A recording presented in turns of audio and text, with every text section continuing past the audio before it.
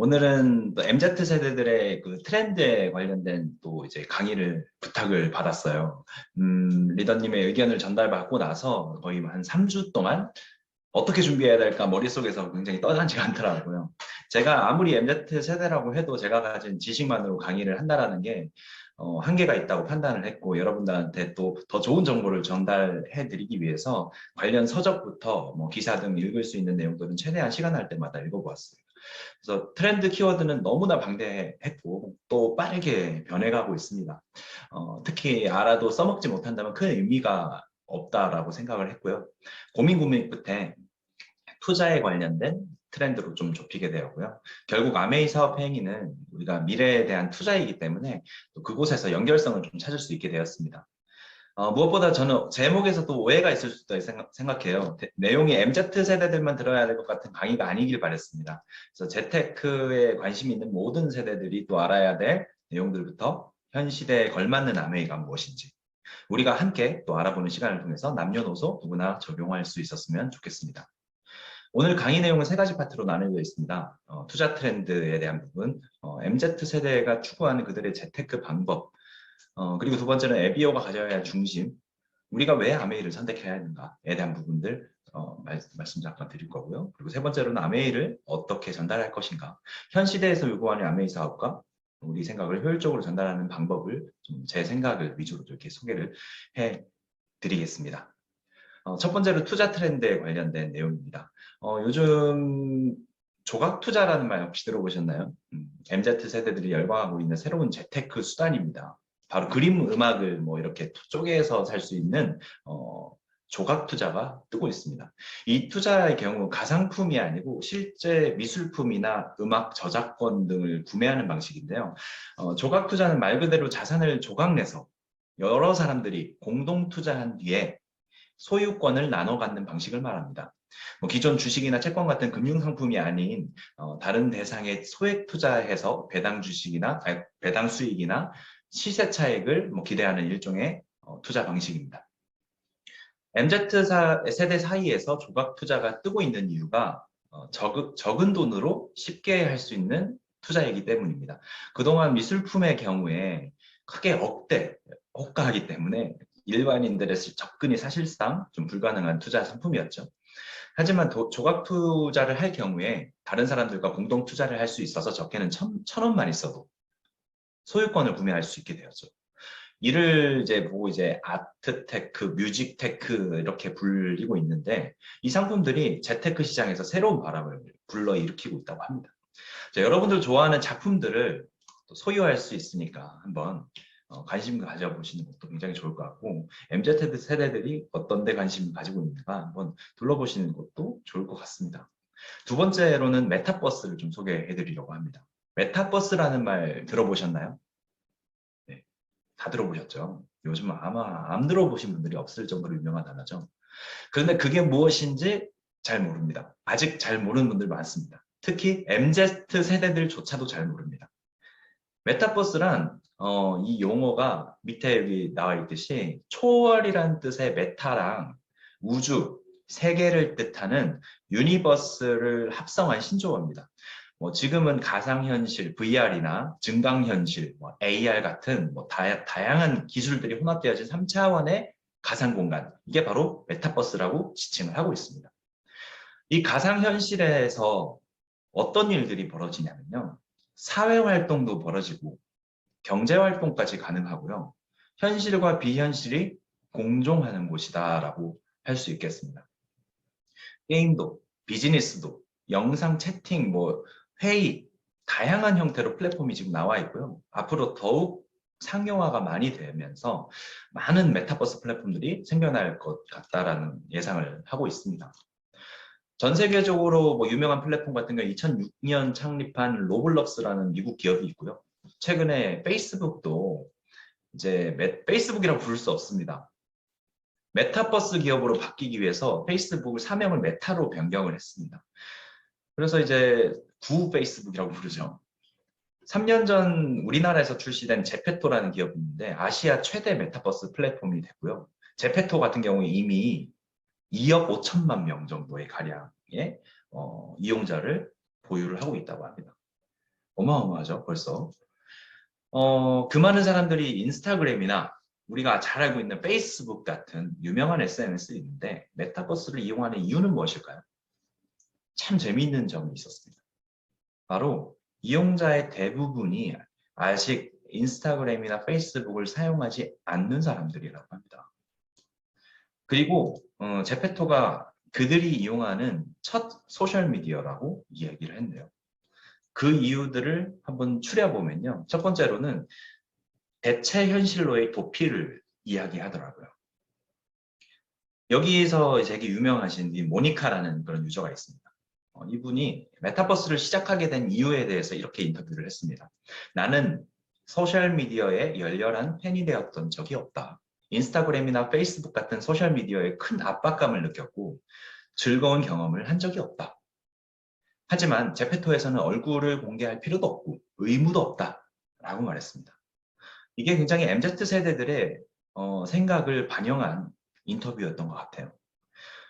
모니카가 제페토라는 메타버스 속에서 억대 연봉을 받고 있거든요. 신기하죠? 대단하고 이해가 되지 않습니다.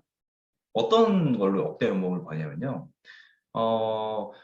가상 공간에서 입을 수 있는 옷을 디자인하는 인플루언서입니다. 여러분 혹시 그 싸이월드 해보신 분들 있으신가요? 네, 많이 해보셨죠? 싸이월드 보면은 싸이월드에서 옷 살 때 어디서 사나요? 싸이월드한테 사죠. 근데 여기서는 하나의 그냥 제페토라는 곳은 땅만 제공하고 한 공간만 제공하고 거기서 모든 것들을 생산해내는 곳입니다. 그래서 여기서 옷도 이렇게 만들어내는 인플루언서들이 생겨난다는 거죠. 이 안에서 거래되는 패션 아이템의 수가 벌써 16억 개가 넘는다고 해요. 어마어마하죠. 인터뷰 내용 한번 읽어보면 매일 수만 명의 사람들이 새로운 아이템을 디자인하고 출시한다고 합니다. 그래서 제페토를 어떻게 부르냐? 세계 최대 가상 패션 시장이다라고 말합니다. 여러분 이런 행보를 보고 있으면 앞으로 가상 공간에서 무한대의 제작물들이 나오고 경제 활동이 이루어질 것이라는 것 감히 예상이 되시나요? 이미 수많은 지역 패션 브랜드뿐 아니라 구찌, 디올, 랄프 로렌 등등 유명 명품 패션 브랜드들도 계속 조인이 되고 있습니다. 이 안에서. 그래서 모니카는 이런 말을 하더라고요. 현실에서는 너무 비싸서 살 수 없는 옷들도 디지털 세상에서는 모두 구매할 수 있다. 내가 이 플랫폼에 깊게 빠져든 중요한 이유이다. 저는 이 부분도 MZ세대들의 현실과 생각을 잘 보여준 인터뷰 내용이라고 생각을 합니다. 패션 이상의 일도 할 수 있습니다. 제페토 메타버스 안에서 연예인이 될 수도 있고요. 그리고 건축가도 될 수 있어요. 이곳에서 이제 헤나라는 이 제페토 공간을 만드는 지도 제작자가 한 명 있거든요. 이분도 제페토 안에서 아바타들이 탐험할 수 있는 가상 환경을 만드는 일을 하는 사람입니다. 놀이공원도 만들 수 있겠고요. 어쩌면 귀신의 집도 만들 수 있고 내가 만든 그런 건축물에 사람들이 들어와서 체험을 할 수도 있겠죠. 또는 메타버스 길거리에서 버스킹을 하는 아바타들도 있고요. 그러다 보니까 실제 음반사와 협력을 해서 가상 가수도 양성을 하고 있습니다. 기존에 알던 인스타그램, 페이스북, 트위터 등이 현실을 반영한 공간이잖아요. 거기는. 내가 가서 뭔가 이야기를 했을 때 뭔가 영향력이 있을 수도 있고 내 얼굴 보고 오는 사람들도 있고 그렇죠. 근데 메타버스는 가상 공간 속에서 현실의 나와 아예 관계없는 새로운 아바타를 만들 수도 있는 그런 공간인 거죠. 그래서 내가 나이가 많거나 얼굴이 별로라고 자신감 떨어질 필요도 없고 돈이 없다고 주눅들 필요도 없는 그런 공간이에요. 메타버스 시장입니다. 나아가서 앞으로 죽음 이후의 삶도 우리가 메타버스에서 만나볼 수 있을 것으로 보입니다. 엄마나 아빠나 가족 등 고인이 된 사람들도 가상세계에서 복구가 가능하다고 하고요. 3에서 5년 정도 후에는 3D로 구현하고 AI로 생기를 불어넣어서 목소리 녹음이 된 그 목소리도 넣으면은 완벽한 가상인간을 만들 수 있대요. 자, 여러분 이런 것들 들어보면요. 현재로서 한 가지 분명한 점은 메타버스 속에서 가장 가치 있는 자산을 만들기 위한 경쟁이 이미 시작했다는 거죠. 메타버스를 한번 이용을 해보면서 우리가 MZ 세대들이 어떤 부분에 관심이 가지고 있고 어떤 생각을 가지고 있는지도 좀 들여다볼 수도 있을 것 같습니다. 얼마 전에 우리 민지 사장님 같은 경우에도 그 어린이집 운영을 하면서 그 송파구에서 어린이집 그 원장 상을 받았어요. 잘 운영한다고. 그 잘 운영한다는 그 상을 받아서 다 같이 모일 수가 없으니까 메타버스 안에서 아바타로 사람들이 모여서 상을 받더라고요. 참 신기한 그런 모습을 보면서도 아 정말 세상이 바뀌고 있구나 라는 부분들을 많이 체험할 수 있었습니다. 자, 다음 메타버스 다음으로 NFT에 관련 내용입니다. NFT라는 말 혹시 들어보셨나요? 이 내용은 아직까지 못 들어보신 분도 있으실 건데 이게 NFT가 뭐의 약자냐면 Non-Fungible Token의 약자입니다. 해석을 하면은 대체 불가능한 토큰이라는 뜻입니다. 대체 불가능한 토큰이라는 것이 무엇일까 알아보면요. 쉽게 설명을 해드릴게요. 여기 코인이 있죠. 코인이 있습니다. 이 코인을 이게 가상자산인데 여러분들과 한번 대화를 하기 위해서 500원으로 한번 바꿔보겠습니다. 제가 500원이 있다고 가정을 할게요. 그리고 우리 하윤자 사장님한테 또 500원이 있습니다. 만약에. 그러면 교환할 수 있죠. 우리가. 왜냐하면 둘의 가치는 같기 때문에. 500원을 서로 바꾼다고 해서 달라지는 게 없죠. 즉, 두 개의 가치가 같아서 교환 가능한 것을 대체 가능한이라고 알 수 있겠죠. 그럼 반대로 우리 NFT, 대체 불가능한은 무엇일까요? 우리 집 강아지랑 남의 집 강아지가 예를 들어 종도 같고 나이도 같고 신체적인 부분도 다 같다고 생각했을 때 우리 집 강아지랑 남의 집 강아지를 바꿀 수 있을까요? 당연히 no겠죠.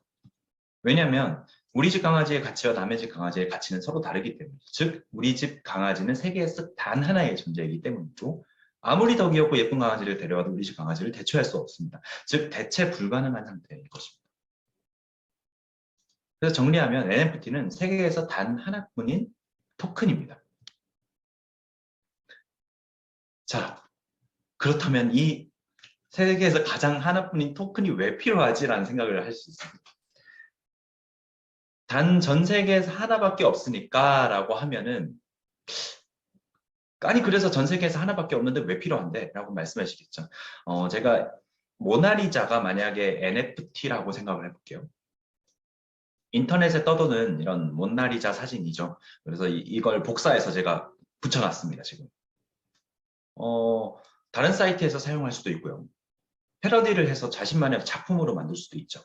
그런데 많은 사람들은 이 모나리자의 원본을 보기 위해서 루브르 박물관에 갑니다. 그렇기 때문에 NFT가 특히 예술품 등에 많이 사용이 됩니다. 이렇게 사람들이 막 몰릴 수 있고 그런 원본에 대한 가치가 있는 것들 이런 것들에 몰리는 것이고 그것을 NFT와 가상자산으로 바꿔서 그런 판매할 수 있게 되는 거죠. 그게 바로 NFT 시장입니다. 그래서 NFT는 온라인의 크리에이터로 생계를 꾸리는 사람이라면 피할 수 없는 대상이 지금 되어버렸어요. 그래서 많은 사람들이 지금 이제 예술계 쪽 사람들이 암호화폐와 블록체인 기술이라는 그런 전문 용어 개념을 이해해야 되는 상황에 와버렸습니다. 또 하나의 예시로 트위터의 CEO이죠. 이분이 잭 도시라는 분인데 이분이 한 첫 트윗입니다. 트위터가 처음 만들어지고 첫 트윗한 내용입니다. 이 트윗이 NFT로 변환을 시켜서 판매를 했습니다. 얼마에 판매했냐? 32억에 판매가 됐습니다. 첫 트윗. 판매자 입장에서는 나의 첫 트윗이니까 가치가 있겠구나 해서 NFT로 판매를 한 거죠. 얼마에 팔리느냐에 따라서 또 인기의 척도를 알 수 있습니다. 구매자 입장에서는 내가 잭 도시의 첫 트윗의 원본을 가지고 있어 라고 자랑해야지 라고 생각하고 산다는 거죠. 자랑에 대한 그런 내가 이걸 갖고 있다라는 것 그런 거에 투자를 하는 거죠. 거기에 값을 매깁니다. 참 이해가 안 가기도 하면서 이런 시장이 돌아가고 있다는 거죠. 그래서 일각에서는 굉장히 또 이거는 어, 한 번에 무너질 수도 있고 정말 위험한 뭐 투자 방식이다라고 하는 분들도 많습니다. 하지만 신기하게도 많은 사람들이 더 많이 몰리고 더 많이 또 투자하는 사람들이 생겨나고 있다는 거죠. 또 하나의 그 뭐 예를 들어보면요. 고잘리라는 인도네시아 사람이 있는데 이 사람이 2017년부터 컴퓨터로 계속 셀카를 찍기 시작했답니다. 5년 동안 1000장 이상의 셀카를 모을 수 있었는데 이걸 NFT라는 것을 접하고 난 뒤로부터 NFT로 한번 내 셀카를 팔아보면 어떨까라고 생각을 해서 업로드를 하기 시작한 거죠.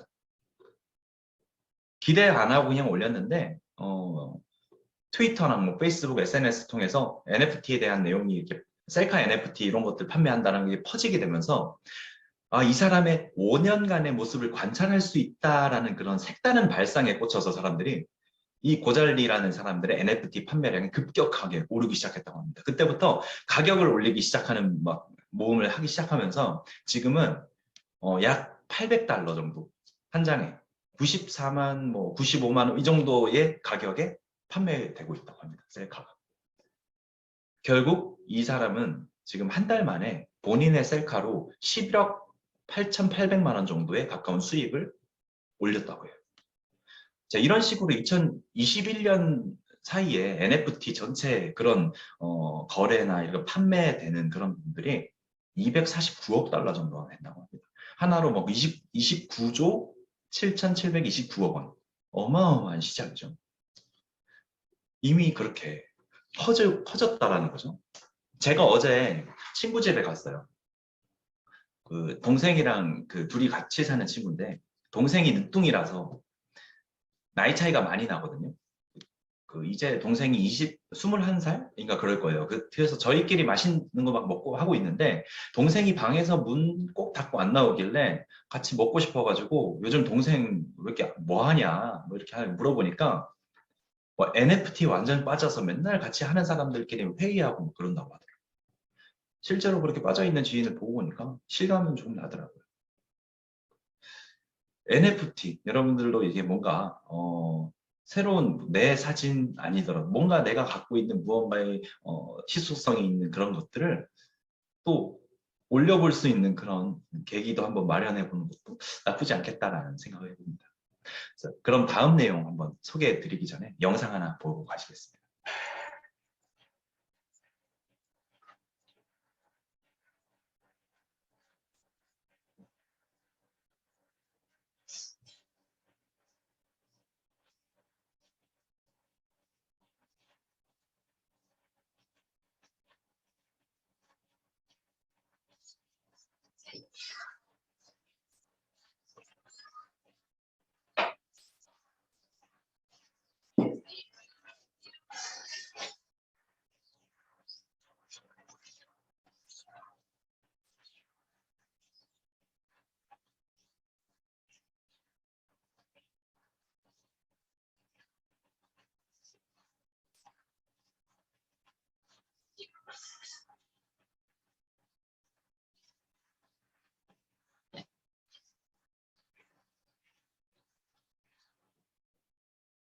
무엇에 관한 내용일까요? 감이 오시나요? 네. 가상자산에 관련된 내용입니다. 이 기사를 보니까 이제 벼락거지 서름 씻어볼까 가상부동산 투자 인기라는 내용으로 이렇게 나오는데 혹시 제가 지금 방금 영상 보여드린 영상 소리는 잘 나오나요? 안 나왔나요? 아, 오케이. 그러면 제가 이 소리 뒤에도 하나 있으니까 잠깐만요. 다시 할게요.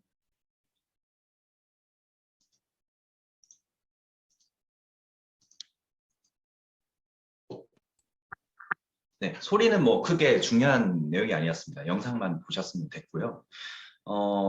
이게 뭐냐면 앞서 말씀드렸던 메타버스 기술이랑 NFT 기술이 합쳐지면서 이렇게 가상 공간에 부동산을 소유할 수 있는 투자 방법도 나오고 있습니다. 서울 땅을 4만 6천 개로 지금 쪼개서 팔았어요. 얼마 전이에요. 특히 이제 강남역, 삼성동, 뭐 한남동, 홍대, 청담동, 도산공원, 가로수길 여의도, 용산, 을지로 이런 여러분들 다 알만한 그런 핵심 도심 지역이 1분도 안 돼서 청약이 다 마감됐어요. 서울 지역 그 사전 청약을 다 진행을 했거든요. 근데 이 전부 다 서울시 전 지역이 완판되는데 9시간이 걸리지 않았습니다.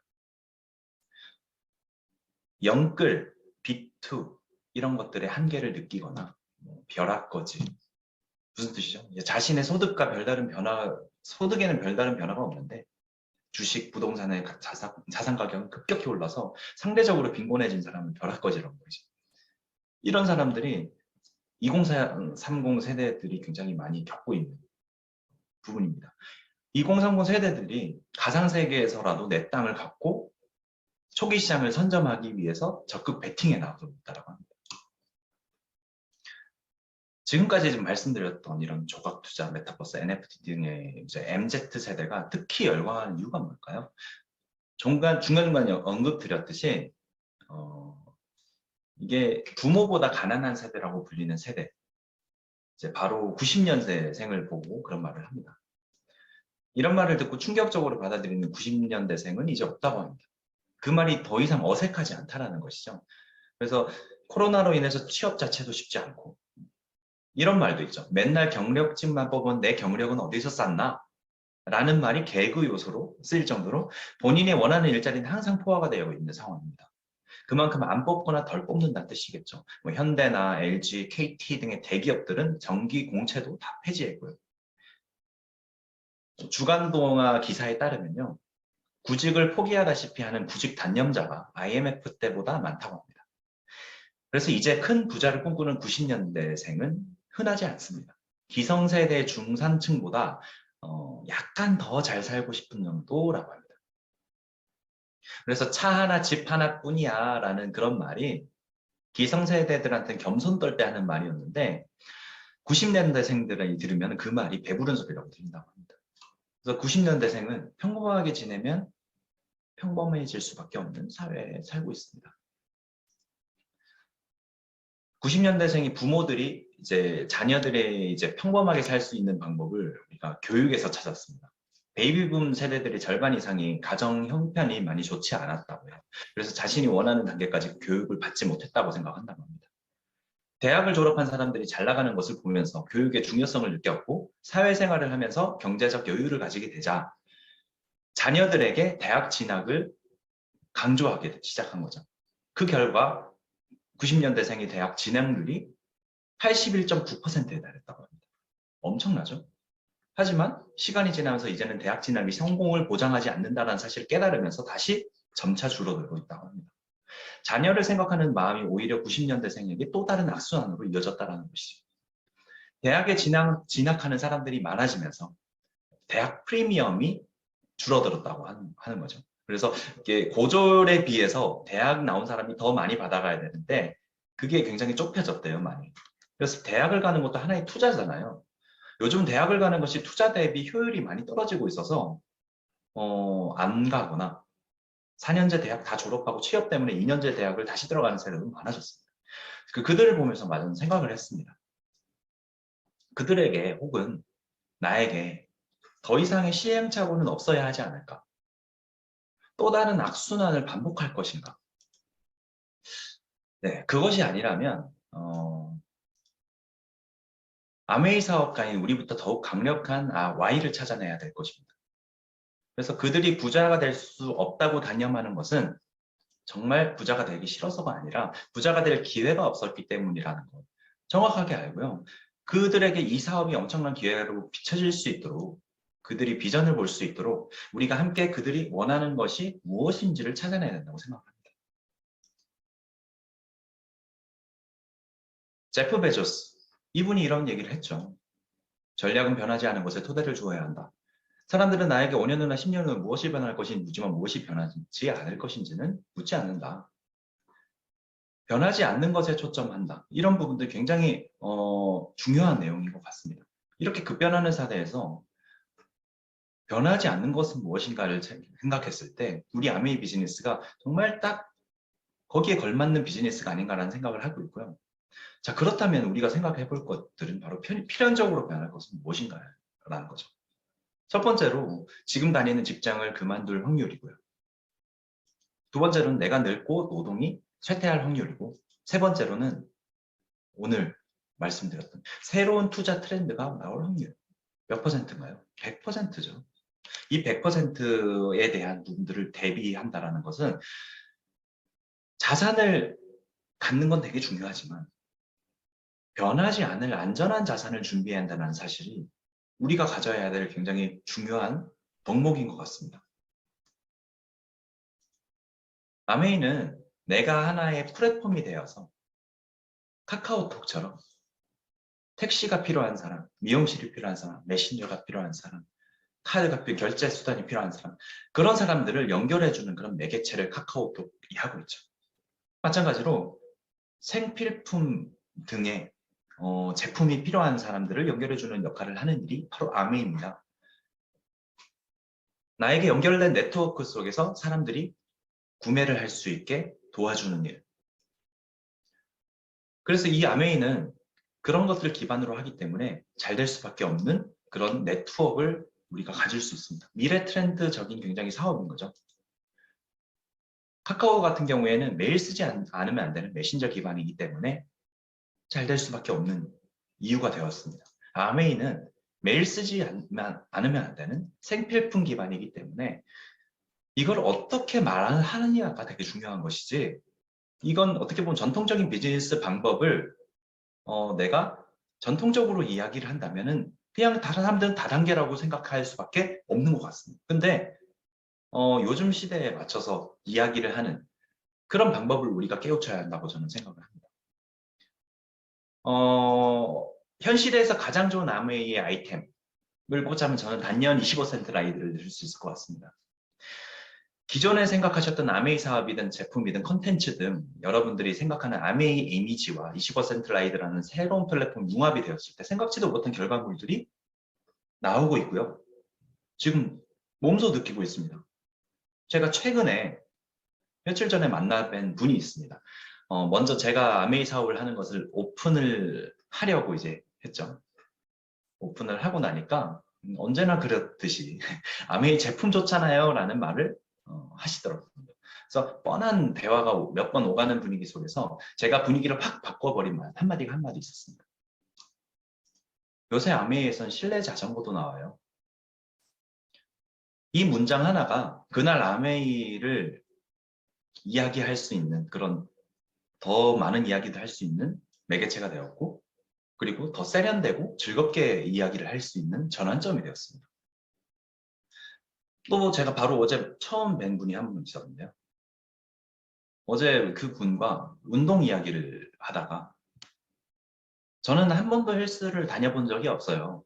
그러니까 왜요? 묻더라고요. 재미가 없어서요. 저는 활동적이고 재미있는 거 좋아하거든요. 그래서 요즘 실내 자전거 타요. 부산에 사는 친구한테 자전거 타자 하고 전화하면 메타버스 기반으로 된 그런 플랫폼 안에서 만나서 매일같이 자전거를 타고 있어요. 부산 사는 친구랑 맨날 만나요. 그러니까 신기하더라고요. 우와, 너무 재밌겠다. 게임 같겠다 하면 신기하더라고요. 제가 지금 드리고 싶은 이야기는 25센트 라이드를 전달하려는 목적으로 이한 얘기를 할 필요가 없다는 뜻입니다. 지금 여러 가지 문제로 25센트 라이드를 갖고 있지 않은 분들도 있죠. 아메이를 하고 있다고 오픈할 때 아메이 속에 25센트 라이드라는 아이템 자체가 운 띄우기에 참 좋다는 말씀을 드리고 싶었습니다. 새롭고 세련되게 다가갈 수 있는 참 좋은 방법 아닌가요? 제가 요즘 많이 쓰고 있는 방법입니다. 이런 것을 토대로 제가 MZ세대들한테 아메이를 어떻게 설명해야 될 것인가에 대한 부분들을 뒤에 준비를 한번 해봤습니다. 어떻게 설명할 것인가?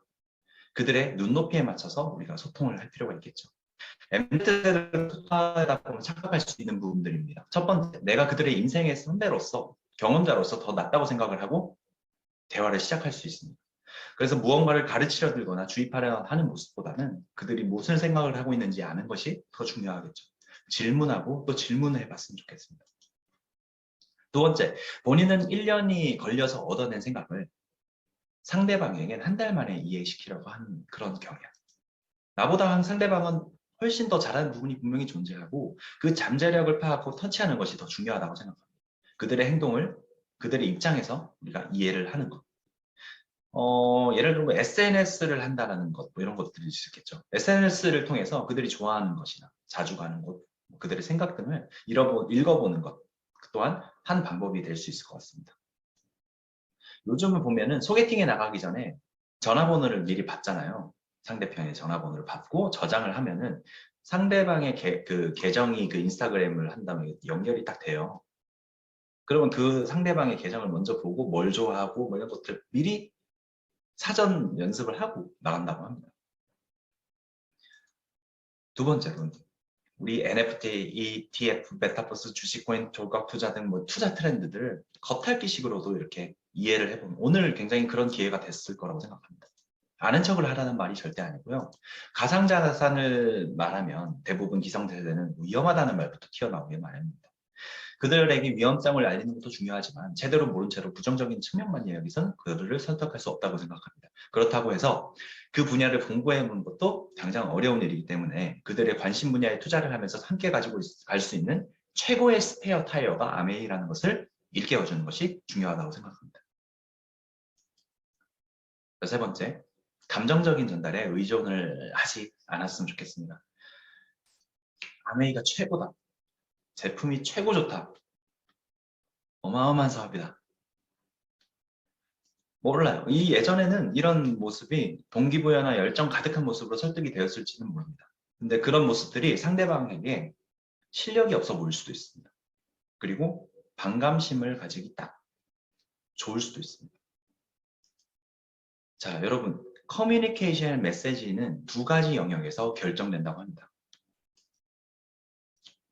첫 번째로 무엇을 말할지가 반이고 어떻게 말할지가 반이라고 합니다. 메시지가 아무리 옳은 얘기더라도 그것으로 끝나게만 되면 반만 한 거래요. 잘했다고 한들 50점밖에 안 된다는 것입니다. 유틸라이트가 몇 년도에 시작됐고 제품이 어떻게 해서 어떤 그 논문을 가지고 있고 다 옳은 얘기죠. 전 세계 1위고 그래서 아메이가 최고다. 근데 이거는 50점밖에 안 된다는 거예요. 그 메시지에 공감과 설득을 하게 만들 수 있느냐. 그런 내용들은 대부분의 경우 어떻게 말하느냐에 달려 있습니다. 그래서 나머지 50점을 채우는 일에 더 집중을 해야 되는 부분들이 있습니다. 자, 1차원적인 비전을 더 이상 동기부여가 되지 않는다고 생각합니다. 노후 준비를 위해서 아메이를 하세요. 건강식품은 좋은 사업 아이템입니다. 정말 이건 앞으로도 어마어마한 크게 커질 인터넷 쇼핑몰 사업. 4차 산업혁명에 딱 맞는 아이템입니다. 플랫폼 사업입니다. 어떻게 보면 이 단어들이 어떻게 느껴지세요? 여러분 딱 들었을 때 다 강의에서도 이렇게 나올 때 가끔씩 사업자들 역시도 이런 단어 나올 때 집중력이 흐려지곤 합니다. 부정적으로 들리진 않은데 딱히 와닿지도 않아요. 왜냐하면 당신의 말이 끝나지 않았음에도 무슨 말이 나올지 알 것 같기 때문이에요. 아닌데? 나 저 말 들으면 가슴이 막 뛰는데? 라고 생각하는 사람들은 왜 그러냐면요. 그 사람은 1차원적인 저 단어 속에서 내가 겪었던 스토리를 매칭시켰기 때문입니다. 그래서 우리가 해야 될 일들은 그 스토리를 어떻게 하면 다 잘 전달할 수 있을까를 고민하고 계속적으로 지속적으로 그 사람들이 자극받는 부분들이 무엇인가를 연구해야 된다고 생각합니다. 그래서 우리는 고급 레스토랑의 음식처럼 입체감이 있는 전달이 필요합니다. 같은 짜장면이라도 호텔에서 파는 짜장면과 그냥 먹자면은 많이 틀리죠. 이런 레이어라고 하는데 이 레이어를 음식도 레이어가 굉장히 많이 존재합니다. 이 레이어를 쌓는 과정을 통해서 그 사람들한테 입체감 있는 전달 이런 것들이 앞으로 사람들이 어떻게 보면 뭐 혹할 수 있는 혹해서 되는 사업은 아니지만 그래도 처음부터 관심을 가지게 만들 수 있는 그런 계기가 되지 않을까라고 생각합니다. 자, 마지막으로 마지막 아니죠. 두 번째로 네 번째인가요? 매력 자산 가축입니다. 아무리 회사가 좋고 제품이 좋고 마케팅이 좋아도 이 사업을 함께 하고 싶은 생각이 들지 않는다면 상대방은 비전을 보지 못한다고 생각합니다. 사람을 보고 하는 사업이기 때문에 나의 내적, 외적 매력을 키우는 일을 매일 해나가는 것이 정말 중요하다고 생각합니다. 이건 최근에 뭐 H7070을 통해서도 봤던 것처럼 나를 어떻게 꾸밀 것인가, 내 사업 환경을 어떻게 꾸밀 것인가. 내 사업 환경이란 내가 있는 곳뿐만 아니라 내가 커피숍에서 만나자고 했으면 그 커피숍도 내 사업 공간입니다. 그곳을 어떻게 내가 배치를 할 것인가. 저 사람이 어디에 앉는 게 더 나한테 집중을 할 것인가. 모든 것들을 고민해야 된다는 거죠. 그리고 당연히 바로 앞에 있는 사람들한테 이렇게 보이는 모습, 나의 외적 매력도 굉장히 중요한 부분인 것 같고요. 자, 영상 하나 볼게요. 집중해서 천천히 최근 여러분의 쇼핑 기억들을 떠올려 보세요. 그 물건은 정확히 여러분이 원하는 물건이었나요? 만약 옷을 구매하신 분이 계시다면 정말 순수하게 여러분의 의지로 그 옷을 고르셨나요? 미국의 저명한 한 연구 논문에 따르면 어떤 정보에도 좌우되지 않고 오직 스스로의 머리로만 판단을 해서 물건을 사는 사람들은 전체의 단 5% 뿐이라고 합니다. 나머지 95%의 사람들은 타인의 의견, 매체의 정보, 가격, 놀라운 걸 만들기보다 놀라운 것을 누구나 누릴 수 있도록 마케팅 문구, 브랜드 영향력 등의 요소로 인해서 여러분은 그 물건을 사도록 만들어진 것이죠. 다시 말해 우리가 상품을 사는 것이 아니라 상품이 우리를 구매하게 만들었다라고 해야 더 맞는 표현입니다. 자, 그럼 이런 상황에서 우리가 어떻게 해야 다른 사람에게 물건을 팔 수 있을지 여러 가지 자료와 제 개인적인 사업 경험들을 담아 4가지를 공유드려 보겠습니다. 먼저 권위성입니다. 상품의 권위성을 부여하는 방법은 셀 수 없이 많죠. 닥터자르트에서 네이밍 앞에 닥터를 붙인 것도 그렇고요.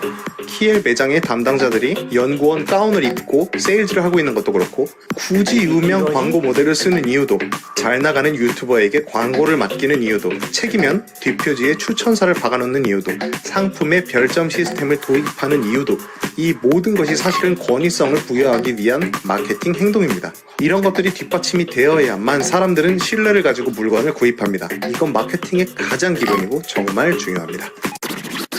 설문조사나 소비자조사에 정말 많은 시간을 쏟는 브랜드가 있어요. 제가 한때 몸담았던 마케팅팀에서도 하루 종일 조사였어요. 저는 개인적으로 조사를 반대하는 입장이고요. 실제로 사업을 하면서 한 번도 소비자조사를 해본 적이 없습니다. 그 시간과 돈을 아껴서 다른 것을 했을 때 더 많은 돈을 벌었던 것 같아요. 여러분이 누군가의 부탁으로 설문조사를 해줄 때를 한번 떠올려 보세요. 정말 진지하게 많은 생각을 해서 설문조사에 응한 경우가 몇 번이나 있으셨나요? 설문조사에 응답하는 소비자들의 답변은 언제나 표면적일 수밖에 없고 절대로 인간의 진짜 속마음은 대변하지 못한다고 생각합니다. 최근 보고 있는 의미의 발견이라는 책에서도 대부분의 브랜드가 행동경제학 사고방식에 빠져있고, 이것은 인간을 본질적인 관점에서 이해하는 데에는 분명한 한계가 있다고 설명하고 있습니다. 앞으로의 브랜딩, 마케팅, 기업 경영은 사람을 보다 입체적으로 이해하고 그들이 속한 공동체에 어떠한 의미를 선사할 것인지를 제대로 파악해야만 주도권을 가질 수 있을 것이라고 합니다. 상품 금액은 무조건 비싸게 해야 됩니다. 많은 분들이 착각하는 것이 있습니다. 금액을 싸게 해야만 상품이 잘 팔린다고 생각하는 사람이 아주 많은 것 같아요. 그런데 그렇게 하면 절대 잘 팔리지 않습니다.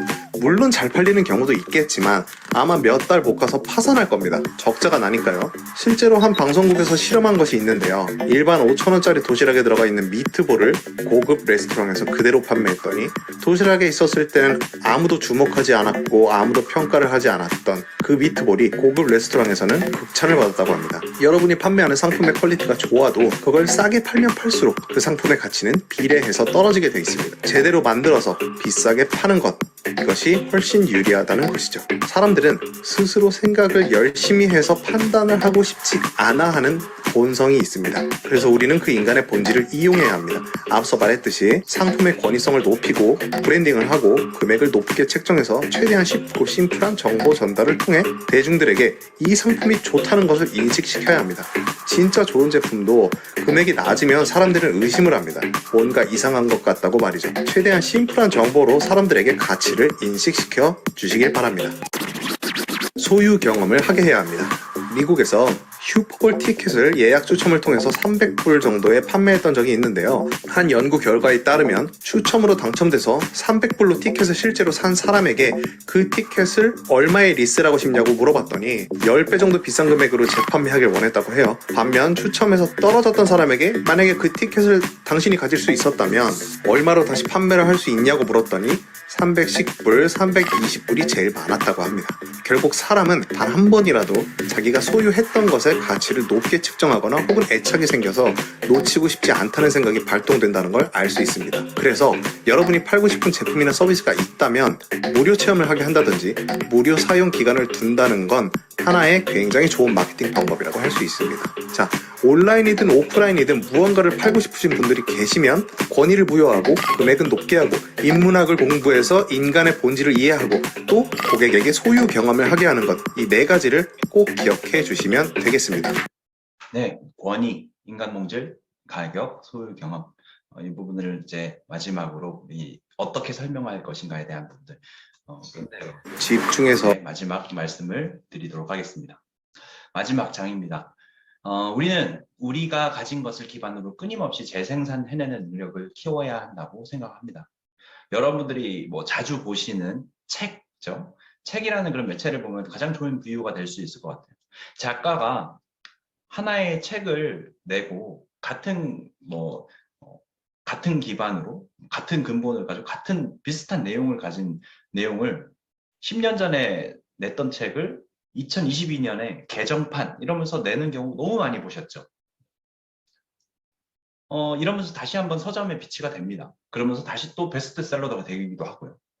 우리가 배우는 아메이 미팅 속에서 하는 내용들이 다 근본이 있고 꼭 알아야 될 내용임에도 분명한데 이것을 활용하는 것은 결국 우리입니다. 어떻게 활용할 것인가를 생각을 한다면 20년 전에 하던 아메이 방식을 우리가 그대로 말하고 있다면 지금 시대에 맞지 않은 사업 방식이 아닌가라는 생각을 합니다. 내 모습이 곧 아메이입니다. 그래서 내 주위의 아메이 이미지는 내가 만든다라는 것을 꼭 인지하고 저와 여러분들은 이 시대에서 가장 트렌디한 또 아메이 사업을 해나가면 좋을 것 같습니다. 지금까지 ABO 윤영식이었습니다. 감사합니다.